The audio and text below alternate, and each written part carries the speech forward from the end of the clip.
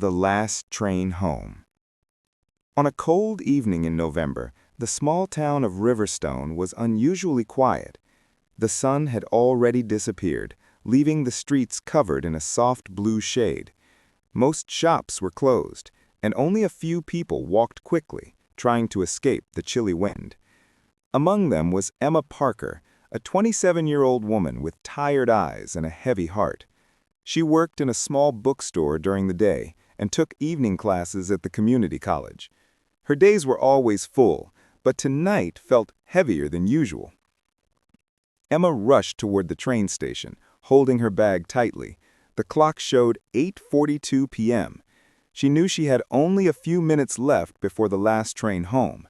Missing it meant walking almost 2 hours in the cold or paying for a taxi she couldn't afford. When she reached the station, she heard the announcement, "Last train to Willow Creek arriving in 2 minutes." Relieved, Emma walked to the platform and sat on a bench. Her fingers were cold, so she rubbed her hands together.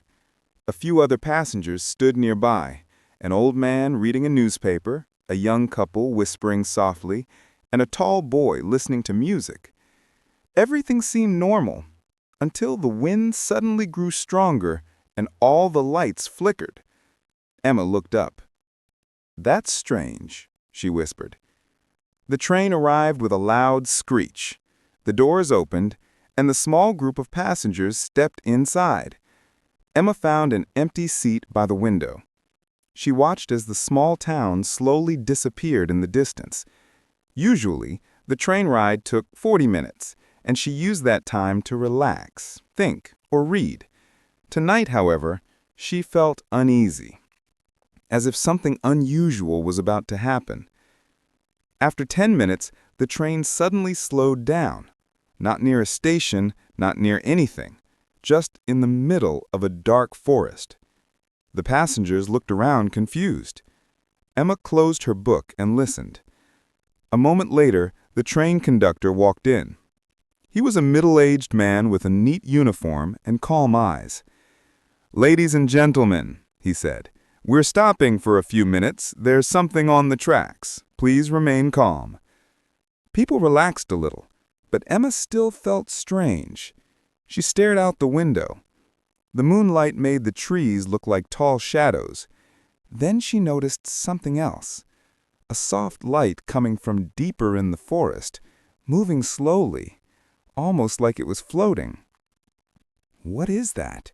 she murmured. The old man beside her leaned closer. "You see it too?" he asked quietly. Emma nodded. The light grew brighter, then dimmer, moving between the trees. It didn't look like a car or a flashlight. It looked alive. Before they could speak again, someone at the end of the carriage screamed. Emma stood up, her heart pounding. "What happened?" A young woman pointed outside the window with shaking hands. "There's someone out there!" Everyone turned toward the forest. For a moment, Emma saw nothing. Then, slowly, a figure appeared between the trees. A man. Or what looked like a man. He wore dark clothes and walked strangely, as if he didn't know how to use his own legs. His head tilted to one side. His face was pale, too pale. And behind him, the floating light followed like a silent companion. The passengers stepped back from the windows. The old man whispered, Maybe he needs help." But Emma felt her stomach twist. Something about the man felt wrong. Not dangerous, but sad. Deeply sad. The train conductor returned, looking more worried than before. "Ladies and gentlemen," he said, "we're staying seated. We're trying to move again." But the train didn't move. The strange man got closer. Emma could now see his eyes, empty, unfocused, lost. He touched the side of the train gently, almost kindly, as if he tried to remember something. Em suddenly felt a strong pull inside her chest, a mix of fear and compassion.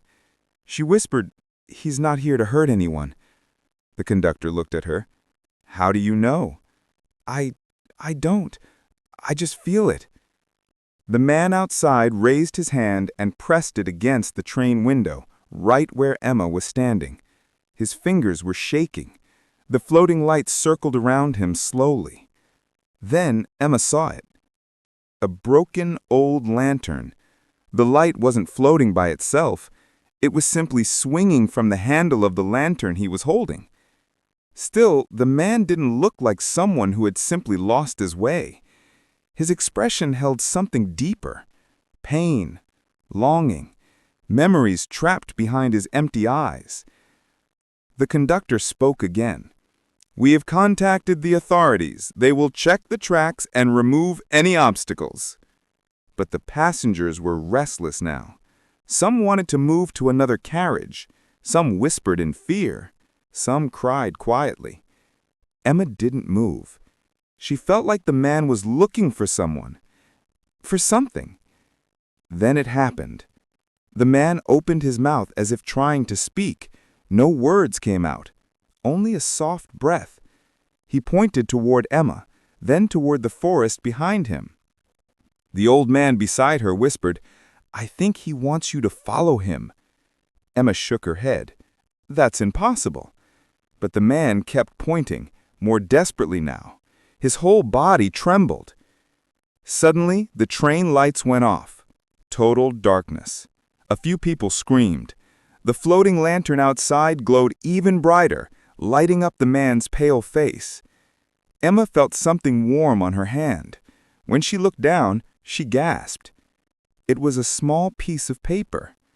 But how? No one had touched her. She unfolded it. There was only one sentence written in shaky handwriting. "Help her. She's waiting." Emma froze. Help who? Waiting where? The lights came back. The man was gone. The conductor shouted, "We're moving now." The train started rolling forward again. Slowly, at first, then normally. Everyone sat in silence. No one spoke. Emma held the note tightly, her heart racing.